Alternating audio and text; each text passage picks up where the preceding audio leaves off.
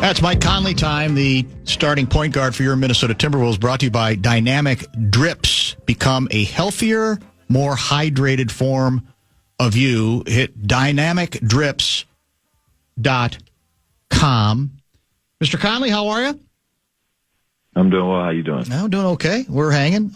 You've got a matchup with the Lakers, as you well know, tomorrow night. This is one of the added games once you guys got eliminated from the NBA Cup, I guess.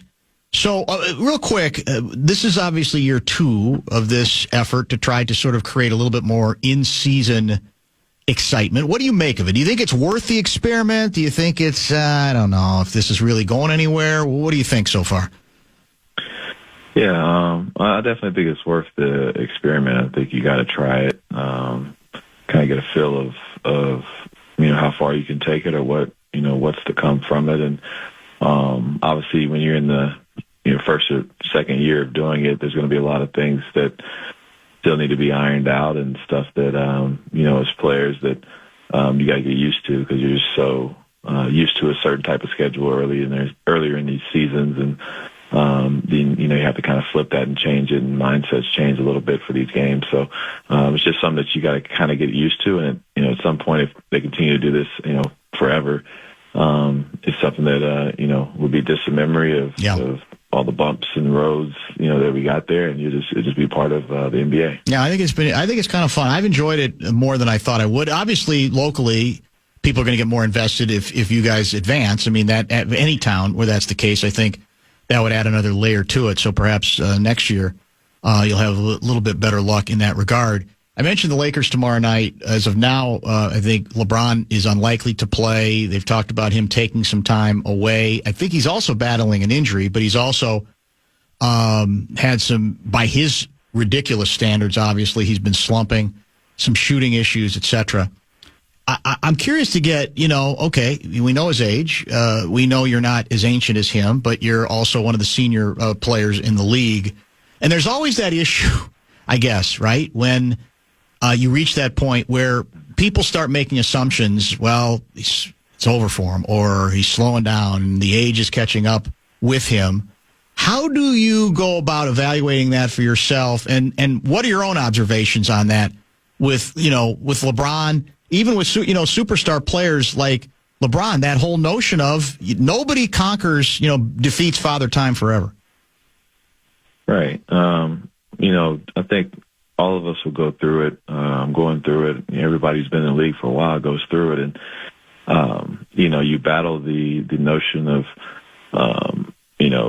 can he do it anymore? Is he still the same person, same guy? Can he still produce? And it's the constant night in and night out, challenge for us at this stage is, kind of morphing into what your body is allowing you to do at that time. And, LeBron is still super athletic, but he's not as athletic as he was 10, 15 years ago. But he's been, trying to morph his game into a different form, different ways of getting to spots. And same with me. Like I can't, run as fast as I want to, as I did as a young player. But, how can I now change my game to what my body's allowing me to do, and not trying to just, kick down the same door and try to be the same guy, just try to be effective in different ways. And I think that's what a lot of guys as they age, they struggle with not being that same player, and it affects guys differently when they're not able to do that. Is it hard to be objective about yourself?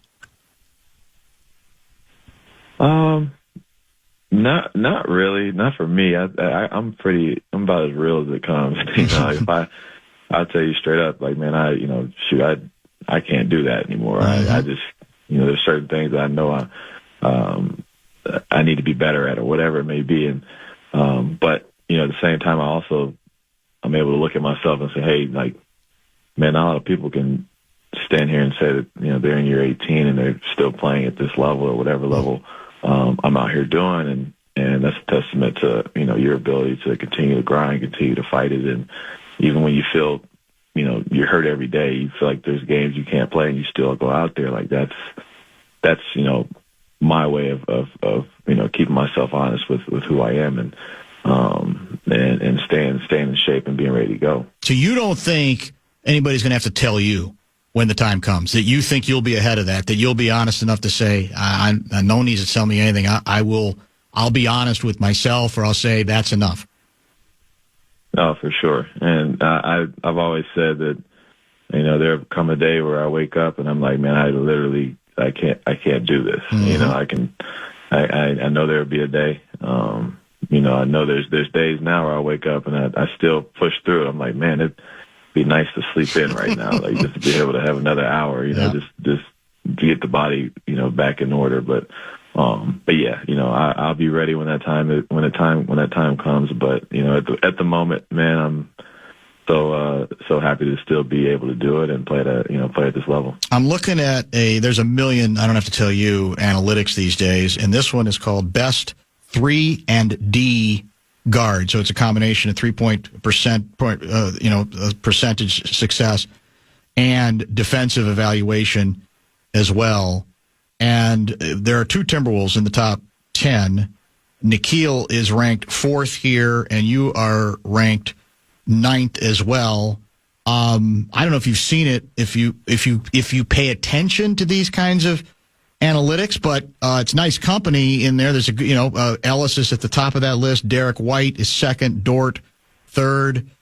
Josh Hart, Van Vliet. There's obviously lots of good numbers here, or lots of good players here. Were you aware of this thing, and how important is it for you? I mean, because obviously you can be an effective 3-point shooter. I think maybe more than you've been to this point, but I know, still pride yourself on the ability, even if you can't move maybe quite the same way you did, to be an effective team defender as well.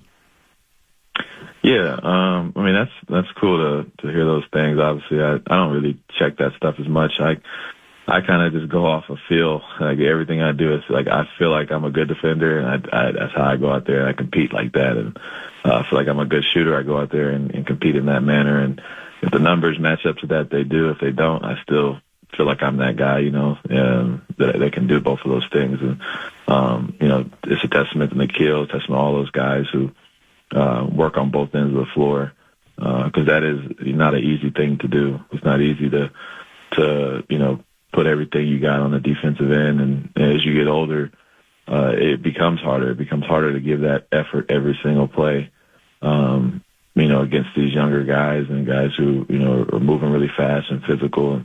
And on a nightly matchup, you're matched up against bigger guys and switching on to different guys, so you have to be able to kind of do it all. And I think it just says a lot of, our ability to kind of adjust each game and really take pride on that end of the floor. What do you? Let's go back a little bit. This is from your standpoint might be old news, but I don't think we've had much of a chance to speak of it. It's certainly more generally the team. To me, eye test and analytics. You were seeing a big jump in what you guys are doing defensively for sure. So how? I want to get to when things seem to be unraveling a little bit, and what you tried to do in the middle of that. When there was some frustration with Rudy and Julius, etc. But before we get to that, what do you see defensively? Do you agree that you're seeing better things, more of what we saw last year? And what's the key to that, if you do agree?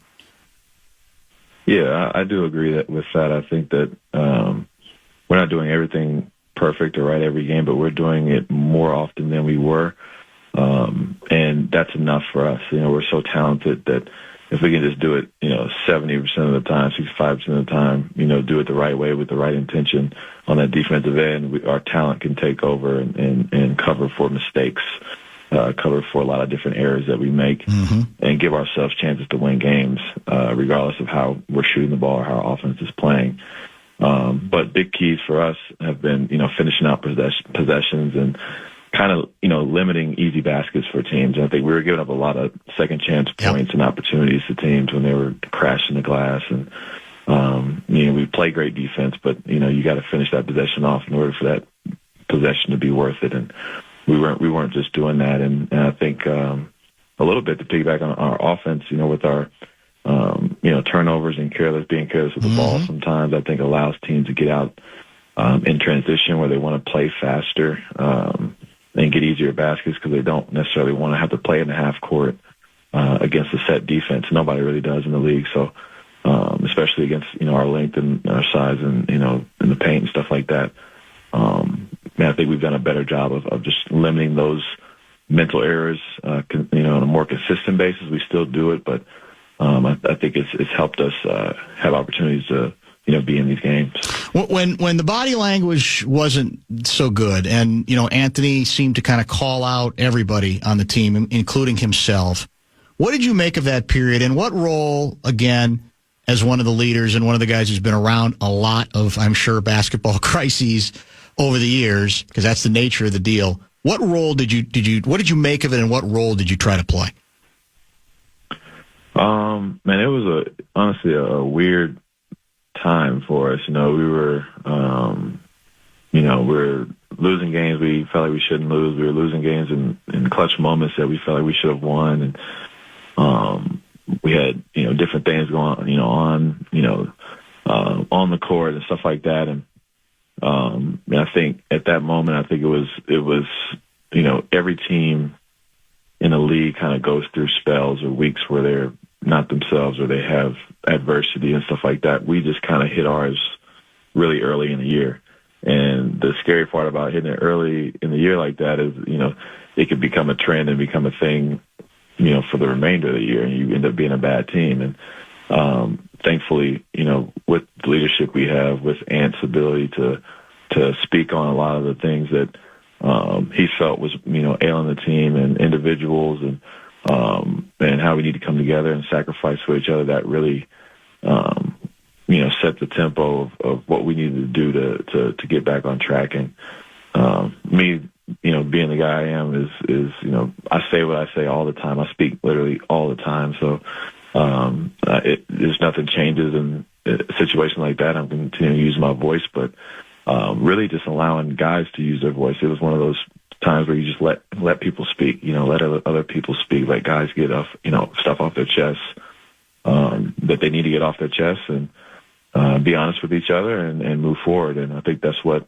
we were. We were solution-based and tried to move forward, and I think we're doing that. One of the things I think you said during that stretch, too, if I'm not mistaken, was that players needed to be less thin-skinned.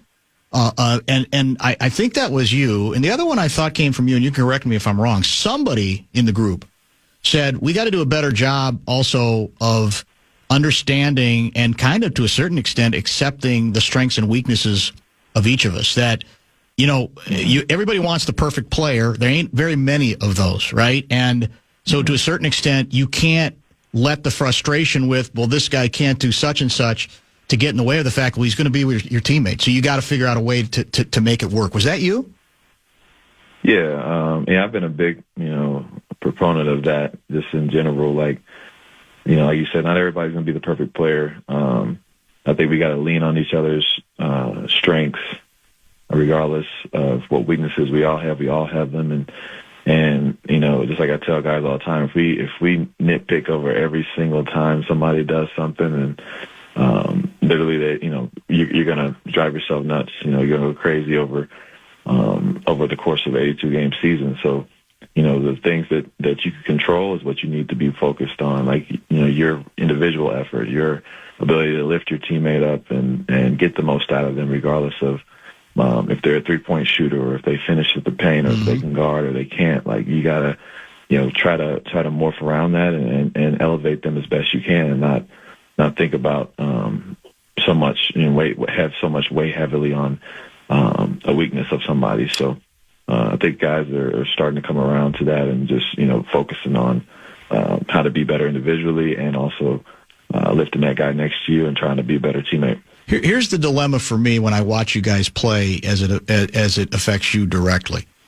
I sense Finchie is trying to go more with the idea of, okay, when it comes to the backcourt, especially, I might go with whoever is going really good, right? And I might stick rather than always coming back with the starters. And you've I think accepted that and been through that a couple times. But I got to tell you, I still think this is the dilemma. Maybe Nikhil's going great and he has played really well, But there's stretches where I go, yeah, but they still, in the last 3 minutes, they need Conley to run the thing. That's to me, the biggest challenge for Finchie. I'm putting you on the spot a little bit because I'm asking you to lobby for yourself in a way maybe you don't want to. But how do you feel about that? Because, again, you're the only pure point guard on this team. Well, I should say that's playing a lot at this point. Dilly is hurt, and maybe that's going to be his role in the future. And I know other guys can bring the ball up the court, but there's a difference to me between bringing the ball up the court, getting it past the timeline, and getting you guys into whatever you're trying to do. So how do you feel about that whole question? Because there's a part of me that says, no, Conley should always finish the game. Well, I like you said earlier, I'm completely on board with, if somebody's got it going or the game calls for certain matchups, and I'll be on the sideline coaching and helping as much as I can. The competitor in me obviously wants to be out there. I think we all want to play. We all want to be there for the big moments and especially late game. And I obviously know what I bring for this team. I know what I can do to help manage what we have, on the floor at the end of games, and a lot of issues. Not saying that I can cover up, stuff like that, but can definitely help aid in a lot of those situations where we have bad possessions, and you're kind of thinking ahead, thinking of plays, thinking of situational stuff that you might have to rely so heavily on Finchie to call everything or Sure. situations like that. So yeah, it's as a competitor you want to be out there, but at the same time, man, I trust Nikhil. I trust everybody that comes in and out the game, Dante to Nas, everybody, whatever lineups we put out there, we have the utmost faith in them, and hopefully those guys just keep progressing and keep improving, and they won't need me to be there, every single time. What is the, one of the interesting elements, and this goes back even, you could say, to last season as well.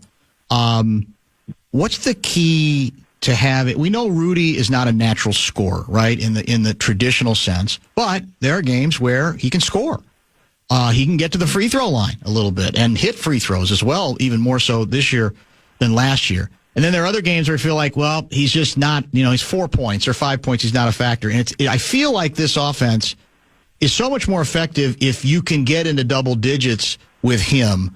What's the key to keep him involved in that sense? Is it the way other teams play him? Is there stuff that you guys can do, stuff that Rudy can do? What distinguishes games where he's not much of a factor at all offensively to the games where sneaky, scoring from Rudy, which is all helping you win?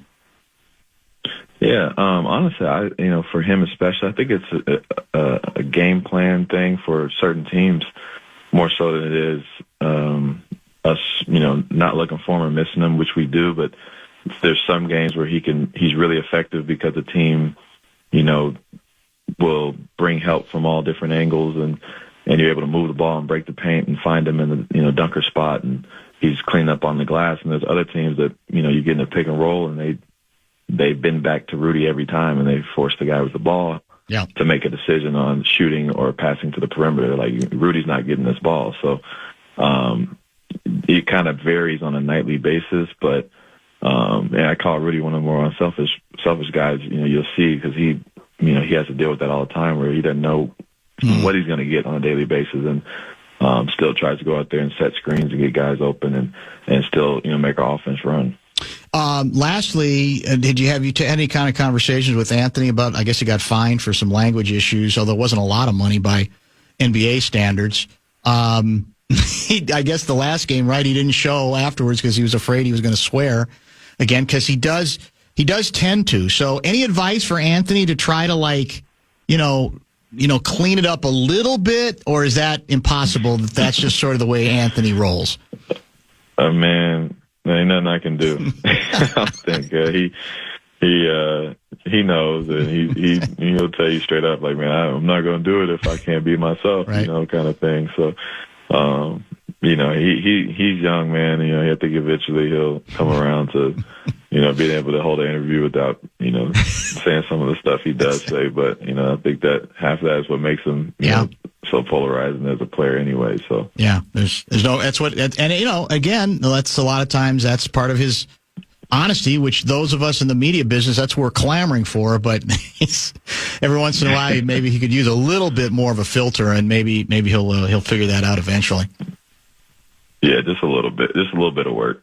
Thanks for the time as always, and we will chat soon. If I won't probably talk to you before Christmas. Have a great holiday, and we'll talk to you soon. Thanks, Mike. All right, thank you. You as well. That's Mike Conley, the Timberwolves starting point guard, brought to you by Dynamic Drips. Go to dynamicdrips.com. Become a healthier, more hydrated you. We got a couple more minutes this segment. What was the fine? $25,000? Yeah. That seemed like a why bother. Yeah. It didn't seem like the NBA, whoever the NBA Dean of Discipline is, it didn't seem like their heart was in it. I'm surprised that memo even got to Anthony and not, some of his family that lives with him and packs his suitcases for him, as we learned in the Netflix show. I'm surprised that even got to his desk. 25 doesn't move the needle much. I didn't even know the NBA had a $25,000 fine. Yeah, Did you? It seems light. We've brought it up for other things. I think the language stuff before. Maybe not with this team, but right? others. Yeah. Well, we'll see if Steve Kerr gets one today because he torched the officiating last night. Did he swear, though? I don't know. Yeah, he went nuts. I didn't see the play. It was a loose ball. Yeah, I probably wouldn't have called it. I don't. He acted, and he was. The funniest thing he said was, I wanted to go to Vegas. I was really looking forward to the trip to Vegas. Like he doesn't have much other opportunities to get to Vegas, during the off season at all. He's had it rough here recently. Come on, I want to go to his Vegas. Warriors run. He's going to roll the dice with who's the Hawks point guard? Trae Young. Yeah, with Trae Young. You want to roll the dice with him? Who apparently only plays well against the Knicks. I was listening to the Fan on the way home. That right? Fox Sports Radio from Gopher Women's game. And they were talking about Trae Young playing really well. And I guess somebody there's a Hawks fan or a Knicks fan maybe. And they were just lamenting that Trae Young has basically been a non-factor. And then he plays the Knicks. He plays at the Garden and he just lights them up. And that's what happened last night. And he's going to Vegas. That's right. And we're not. So I just want one NBA Cup before I die. Yeah, I think it's going to happen. I think it'll happen. It might take a while. Yeah. But it is funny. Everybody's bitter because I don't know all the teams off the top of my head, but it's Atlanta, maybe Milwaukee. It's some of the smaller markets, right? It's flyover country. So everybody's bitter about it and saying, the TV ratings are going to suck. Right. The get-in price now is like $30. I'm like, that's good. It's okay to be accessible. It's okay to have other people, get the spotlight for a weekend in Vegas. Not that big a deal. And you can't do anything in Vegas for $30. So give people an opportunity if they want to go out there. I think that's one of those lazy storylines that too many of us in this business go to because we're supposed to. I don't see any of the big market teams. It's who gives a bleep? Big market teams are well represented in this league and will continue to be. And as somebody pointed out, I remember who online. Guess what? The NBA doesn't for any individual event does not need to worry about ratings right now. They've got another one of those multi-billion-dollar TV contracts that goes for the next several years. So why not allow other teams to be involved? Because the NBA can afford it. They're not going to lose anything. They're not going to take any kind of a meaningful hit. Speaking of meaningful hits, we're make some hits on the inbox. Dr. Dan's inbox is coming up. We hope we have some good contributions. Don't forget, Russo Radio is going to join at 5:02. Russo at 5. We are out today at 6. Lots more to get to after Russo joins the program. We skipped the inbox last week. I thought about skipping it this week and then just having it one last time before Christmas next Thursday. But I said, you know what? Let's see what kind of reaction we get. So I hope we got a good enough reaction to carry this forward for the next several minutes. We definitely have this segment. Okay. We'll see if we spill over into the 447. All right, fair enough. But as always, people can get in, JG at KFAN.com while we go. It's time for Dr. Dan's Inbox. Letters. Oh, we get letters. Brought to you by? Nobody right now. Whoa. But we'd happily take a sponsor for 2025. Lottie Divots. Wow. You met him in Belgrade. Dear Dr. Dan, as an accomplished actor, I often see parallels to my movies in real life. I'm wondering if you think A. Edwards is the basketball equivalent of N. LaLouche. Lots of announcing his presence with authority, with perhaps some lollygagging as well. Yeah. Does he need his own C. Davis to guide him and lead the team? You can't just let the guy with the $1 million arm and 5-cent head do that. If you do, then the results for a team constructed like that is too obvious to require elaboration. This from Kay Costner. I think the first time Kay Costner's ever written in. That's interesting, to yeah. Dr. Dan's inbox. Once upon a time, we had a shot at him on the show, and then something fell through. I can't remember what it was. It was when he was with his band. That's Modern what it was. West, That's right. Coming to the They state playing fair locally, or was maybe it? the Dakota. Oh, it might have been the state fair. It was. He's been in town a couple times. Yeah. I've tried really hard. I want you to tell him to his face that you don't like Field of Dreams. Yeah, that's why it's probably better that we don't have him on, because I don't like lying. No, I know. Well, he's got other movies. You could ignore Field of Dreams. That's true. Well, it's funny that Kay Costner brings that up, because we played some sound from KG earlier this week or late last week when he referred to old heads, that one of the ways he thinks the league has changed, perhaps not for the better, is the relative lack of old heads. In other words, veteran guys who kind of let you know what the unofficial rules were to survive, to thrive and survive in the National Basketball Association. Could you make the argument the Wolves could use another old head? Well, they've got a couple. I mean, they certainly have one in our last guest, Mike Conley, who I think does his best to try to guide him subtly and carefully. On the other hand, I think Conley's enough of a realist to say that A. Edwards is going to have to figure some of this out on his own, and he has plenty of time yet to do it. Again, when you factor in his age, I actually don't have great concerns that he's going to careen off the end of a cliff, because some of the stuff with him is, I'd say, unnecessary, but I don't think it's necessarily destructive when it comes to the inner workings of a team, or tearing apart the team. And part of what I do like about A. Edwards is I think he does have a consciousness about, all right, I'm supposed to be a team spokesman even at my age, because I have the team is kind of built around me, and I'm trying to figure out what the right thing is to say. And I'm working on that. He seems very conscious of it, and I think that's good. I don't know. I mean, would I classify Edwards as a natural leader? I'm not sure. I think he's got enough leadership in this regard.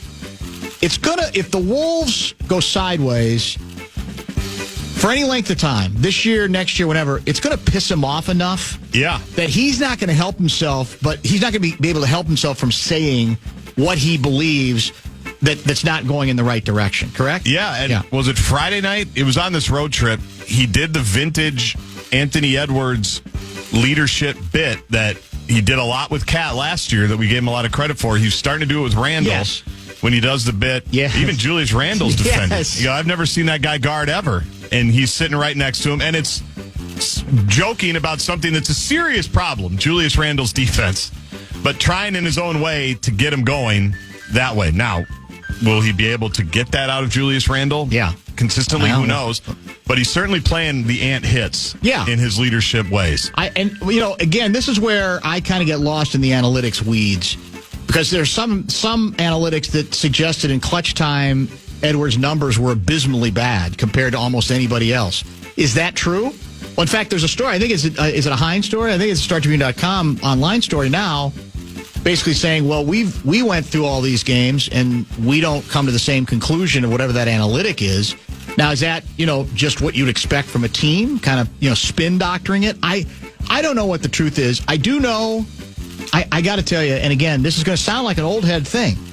I'm not someone who dismisses all of it, but part of, I think, what becomes so dizzying and confusing is that now there are so many analytics that have seemed to send out conflicting messages about how a player is doing, that it can become overwhelming. And you end up saying, well, I have no idea. Here, it sounds like he's one of the best guards ever. Here, it sounds like he's not very good at clutch time. And you go, what are we doing? And so to that extent, I think it actually ends up becoming a little bit destructive or confusing when, well, here's a new set of analytics that we didn't have before. Because in the end, it's what do you do with all of them, especially when they conflict? Then you're back to, I think, going, well, what am I seeing when I'm watching the game, right? It's time for Dr. Dan's Inbox. Letters. Oh, we get letters. We get your letters every day. Dear Dr. Dan, I heard with disappointment and sadness your recent comments about my name.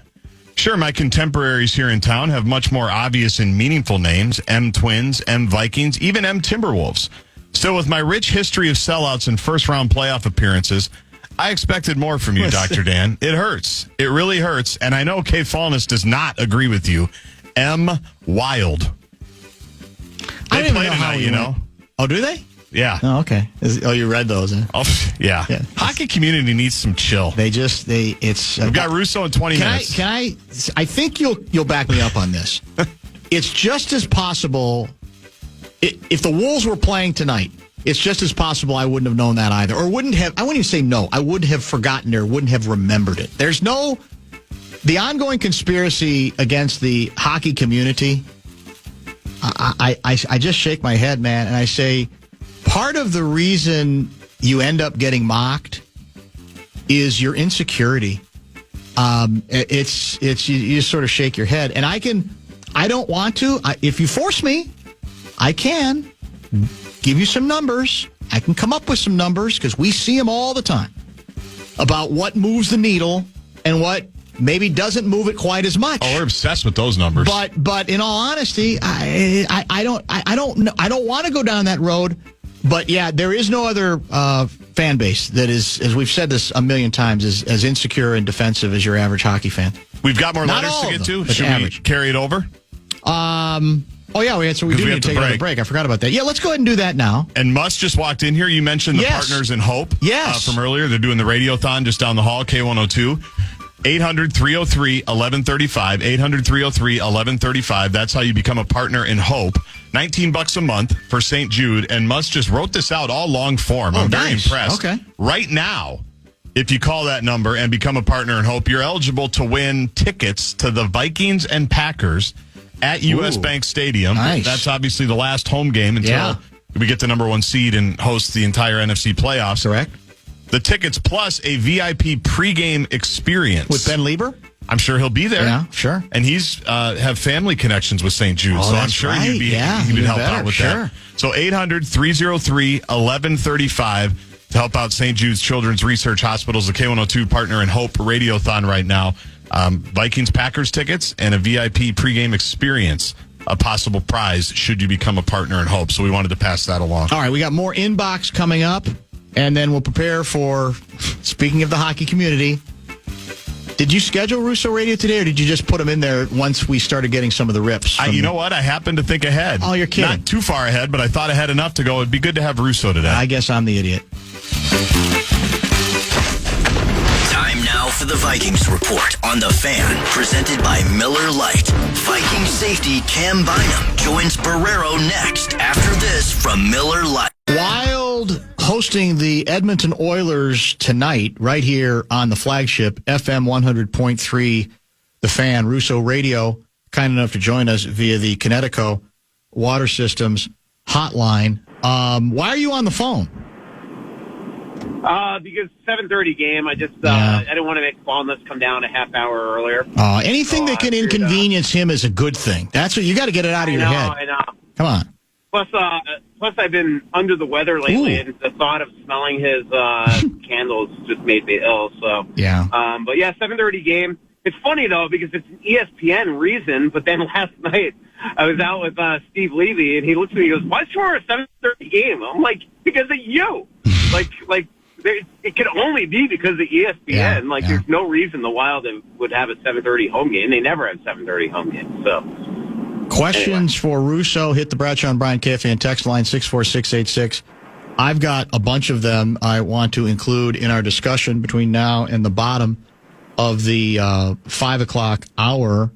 I want to. You wrote heavily about this off of the victory, the come from behind late dramatic win in Salt Lake City. It's the proverbial coach makes an in-game adjustment. In pretty much any sport, we think that's an important aspect of what a coach can do to maybe influence things, shade things a different way. You clearly felt that this was the occasion to go down that particular road with the Wild head coach. What did you see that he did that got your attention that you thought was so helpful? Yeah, and look, sometimes it just happens, right? I mean, it's a hockey game. Things happen, and it just happens to work sometimes, and you can't, at all times just say he just did the magic spell. But the reason why I wrote it the other night is because this has been a constant trend this year where he has recognized in games, whether it's because of injuries or poor performance or a sleepy performance, that at a point where he needs to make a move. Sometimes it's wholesale moves, like in Chicago, that at least got them a point. Sometimes it's just a little tweak. Sometimes it's because he loses a couple forwards and has to start doing things. The other night, Matt Boldy was clearly not going. And it wasn't just Matt Boldy's issue. The top line wasn't generating much. And with the injuries to Zuccarello and Eriksson Ek, when you look at the second to fourth lines, there's just not a lot of offensive talent there that's going to allow you to score. And even though they had a huge shot advantage, at some point it just felt like he had to do something to spark something. So in the second period, Kuzandinov scores the goal, and he comes right back out with Johansson on the right side of Kaprizov and Rossi. Johansson immediately lugs the puck up ice, pushes it ahead for Kaprizov, and Kaprizov scores the go-ahead goal. Then he doesn't do it again the rest of the period. But then at the beginning of the third period, Boldy takes a terrible penalty. They score to tie the game, and he did it again. And it was clearly to teach Boldy a lesson. And what happens again? Johansson now scores to immediately respond, and then the rest of the game they were together. So it just was a little switch that clearly in that point needed to be done. And he just seems to have that magic touch at times. What I also like about it is then you worry as a coach, and I'm only saying this isn't conjecture, it's because I shot the breeze with Hines about this this morning, is sometimes you worry as a coach now as Boldy the next couple of days, you want him thinking about it, but you also don't want him to be like, oh my God, I suck, or he's mad at me, or things like that. So he always, every single time, goes back to the original lines. One is he suspects that Matt Boldy is going to have a bounce-back game tonight. Two, he knows in the back of his mind that in his back pocket that he could always throw Johansson there again tonight if things go haywire. So I just like the in-game adjustments that he seems to make, and a lot of times they work. Now, is it because he's making the adjustments that it works?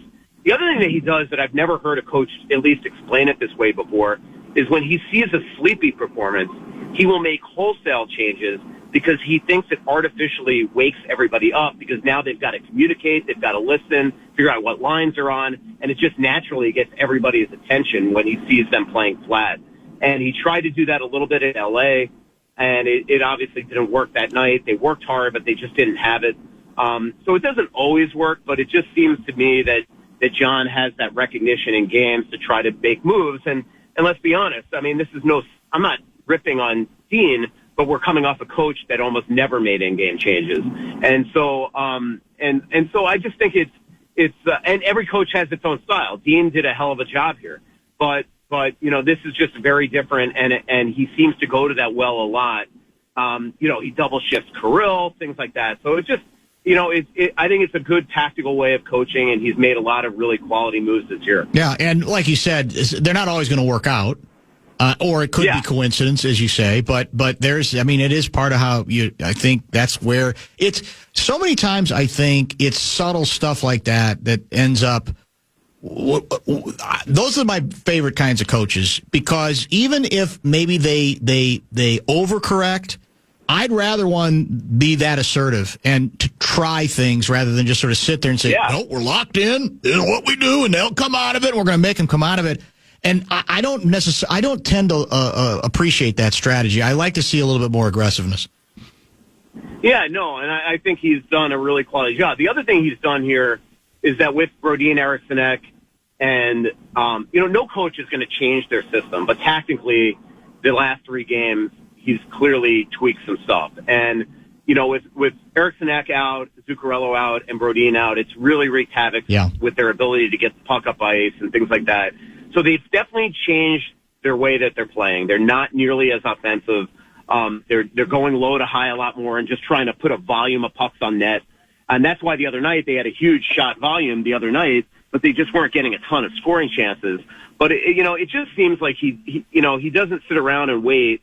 He tries to recognize things, spur the team along, and for a team that's again is points in 23 out of 28 games.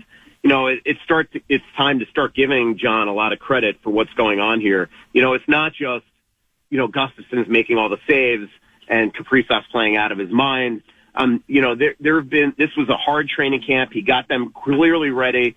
They had to have a better start than they've had the last couple of years, Dan, where the last, I always say, and coach, I'm sure I stole it from somewhere, but you can't make the playoffs early in the season, but you could surely miss it. The last 2 years, the Wild really missed the playoffs early in the season. And this year, when you looked at their schedule and the way it was built, they had a lot of days off. But when you play 10 of your first 15 on the road and you're only in town for 2 games in October and you're constantly in and out of town, they've had, this is the first time where it feels like we're going to establish a little bit of a home base here in Minnesota. Yeah. All of us that travel with the team, they had to implore these guys to take the start of the season seriously. And clearly, not only did they start incredibly, but that being on the road as much as they did bonded this team together where they are just one tight-knit team right now. Obviously, winning helps that. It's always the chicken and the egg factor. What makes a close team is, if you're losing, you're not going to be in sight. But clearly, they got the message to these guys through a very hard training camp, through a lot of meetings with Bill Guerin and John Hines, where they constantly impressed upon them the importance to the start of the season. And they got off to a great start, and they've just continued it. And they've continued it in the realm of a ton of injuries right now. And last year, as we all know, the injuries killed the team. They couldn't handle any adversity. And now it doesn't matter who's out of their lineup. And I say this before, they're going to have to play Connor McDavid and Leon Draisaitl without Eric Sinek and Brodin tonight. So, this could all sound foolish tomorrow. But it doesn't matter whoever's out of the lineup. They seem to call up guys from Iowa, and they fill in the roles, and they move guys up in the lineup, and they feel they're doing their job, and they're winning games now with a second line of Harton, Foligno, and Johansson. That is something that probably would have killed them last year, and it's been the opposite so far this year. I mean, their third line right now is Lauko, Goudreau, and Trennan. So it's very hard to generate offense right now with this team. Yet they're figured out without Eric Sinek, coupled with Brodin on this road trip, to get 4 out of 6 points. Where are we on the injuries? Brodin and Zuccarello skated today. They were buzzing around really good. I was really watching Broads because, I know what his injury is, and it's a concern. But clearly, clearly whatever he took for his injuries to, try to, at least right now, offset surgery is working. I think they're going to still be careful with him. They're not going to probably have a full practice tomorrow, but they'll have the guys down there. They have back-to-back games this weekend. I don't know if that's too soon to get at least 1 or 2 of the guys back in the lineup. Russo? And that, so we'll see. They'll take Monday off, then they have a practice Tuesday, and then they play Wednesday against Florida. Maybe Wednesday makes the most sense for both of them, but maybe we'll get a better idea tomorrow. So this is a start of a 5-game homestand, right? To your point about finally home base a little bit, which is nice. So there's been a lot of talk about Kaprizov and MVP conversation. He's clearly in the mix of this thing. Do you consider him the front runner at this point? I mean, I know to a certain extent it's meaningless. We're sitting here in December, but what do you think? Yeah, I think he's the front runner just from the standpoint of how many writers, and again, writers are the ones that matter because we're the ones that vote. How many writers picked the Wild to miss the playoffs? I mean, I saw people at The Athletic. We have 40 hockey writers, and the Wild were picked like 7th in the 18th division by some people, which even at the time, I'm like, this is idiotic. So if you're a writer that thought the Wild were going to finish 7th in division and the Wild make the playoffs and, Kaprizov's got 130 points, I think you'd be foolish not to pick him. But to your point, there's a lot of guys having great seasons right now. Kucherov's been unbelievable. Draisaitl's been unbelievable. Reinhart's been unbelievable. The team that I've watched a lot lately that has been great, that might not at the end of the day have the points that these guys will have at the end of the year, but he has to me been one of the best two-way forwards in the league, is Jack Eichel. I've watched a lot of Vegas, and he has been awesome. So he's going to have a lot of competition. But Kaprizov, he's just been so clutch. He's factored in on 10 of their game-winning goals, Yep. whether it's assists or the goal. The overtime winners, everything. I mean, he's just been fabulous. And I asked him in Anaheim how he never likes to talk about himself, but I asked him how proud of the consistency that he's playing with, and he goes, and he basically in his own broken English, he said, "What I love is how much as a team we're playing, but loving coming to the rink together." And as a Wild fan, that should be really refreshing that he is just having a ball right now with his teammates, believes this team can win.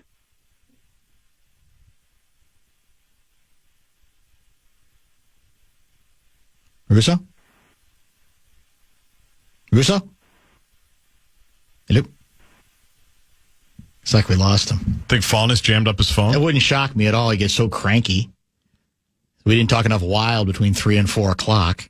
Wouldn't shock me if that's the case. Let's see if we can get some Russo back because we got a little bit more time. If you have questions, the usual place, KFAN, the Bradshaw and Bryan KFAN text line is 64686 because I have plenty more to get to, and I've got a couple of good texts as well I would like to include in our discussion. Vikings programming takes over at 6. Is it Censors tonight? Vikings from Joe Censors? Minnesota Vikings podcast. Oh, it's a podcast in the tailgate. That's right. And then Wild is a 7:30 start tonight. Russo reminds us with all the action on our flagship. We are aware that the iHeart app is down right now. If you're trying to listen to us that way, clearly you don't know that. I'm trying to text people because I'm getting frantic texts from people bitter. They think this is part of our anti-hockey conspiracy to not make Russo available on purpose via the app because we're trying to punish hockey fans who were complaining earlier that we didn't talk enough hockey on a game day, even though we're talking hockey in a game day with Russo Radio. And he's back on line 7 now. Oh, we got him? Okay, fair enough. We lost you there in the middle of the diatribe. But I think can you hear me all right? Yeah, now we got you. Yeah, we got you loud and clear now. It was dead air all of a sudden. I think there might be some Fallness, some subterfuge here from Fallness. It wouldn't surprise me. Well, he's got all those satellite dishes right in front, and I drove right in front of the arena, so it's probably there's no doubt this was Fallness. Could be that. Everything is.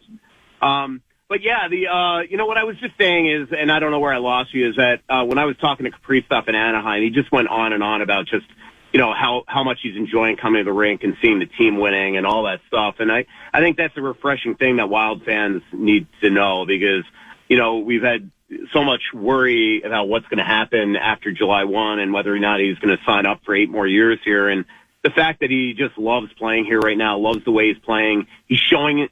The other thing for me is that I've always been worried that his contract ends at the same time Zuccarello's contract ends. And I think what this state of him continuing to be dominant without Zuccarello is even showing him is that he's not dependent on Zuccarello always putting the puck on a platter for him. So I think that's all really refreshing stuff for believing, that he is going to sign up here for 8 more years when the Wild offer him, $120 million plus on July 1 next year. What's the most? Is there a max we can give him by the way the CBA is set up? Well, the CBA, it really, so you can get up to 20% of the cap, technically. All right. The problem is that we don't know what the cap's going to be in 2 years when he is an unrestricted free agent. So it'd be 20% of, say, 90, let's just say it's 98. You can do the math. We don't do math well on this show. Yeah. And the other really situation here that Craig Leopold talked about the other day to my colleague Chris Johnston and Pierre LeBrun down at the Board of Governors meetings is that if the CBA gets done by, say, the Stanley Cup final, there could very well be a phase-in period where the cap that right now would be 92.5 next year is actually going to skyrocket. And in a couple years, it's just going to continue to climb and climb and climb. So, the other real issue here that's going to make things problematic for both Paul Theophanis and Bill Guerin and Matt Sells when they're negotiating this contract is if you don't know what the cap is, if you don't know if the cap's $110 million, well, now he's going to want a lot more than $14, $15 million. Sure. So that is going to make things pretty problematic because we might not even know until, June if the CBA is going to be done and they're going to have in this phase-in period, and then they can start guesstimating what the cap will be in 2 years when both Connor McDavid and Kirill Kaprizov are up. So it's going to be really interesting watching that. What is literally the earliest he could be signed in theory? July 1. July 1. You can Okay. talk now. Okay. Yeah, they're allowed to talk, and they have a really good relationship right now. And it has not always been that way between Paul Theodore